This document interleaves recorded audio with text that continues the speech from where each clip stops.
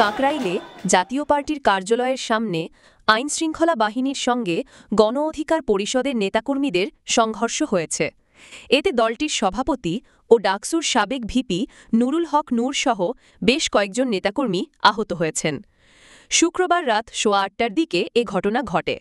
পরে রক্তাক্ত অবস্থায় নূরকে উদ্ধার করে হাসপাতালে নিয়ে যান তার সহযোগীরা।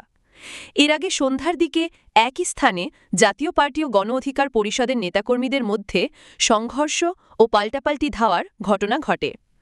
খবর পেয়ে সেনাবাহিনী, পুলিশসহ আইনশৃঙ্খলা বাহিনীর বিপুল সংখ্যক সদস্য ঘটনাস্থলে পৌঁছায় এবং পরিস্থিতি নিয়ন্ত্রণের চেষ্টা করে।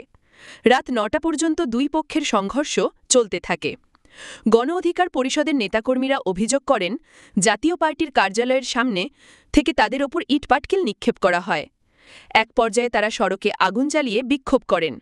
অন্যদিকে জাতীয় পার্টির পক্ষ থেকে দাবি করা হয়েছে, গণ অধিকার পরিষদের কর্মীরাই মিছিল নিয়ে এসে হামলা চালিয়েছে এবং কার্যালয়ে ভাঙচুর করেছে। বর্তমানে এলাকায় উত্তেজনা বিরাজ করছে এবং আইনশৃঙ্খলা বাহিনী সতর্ক অবস্থানে রয়েছে।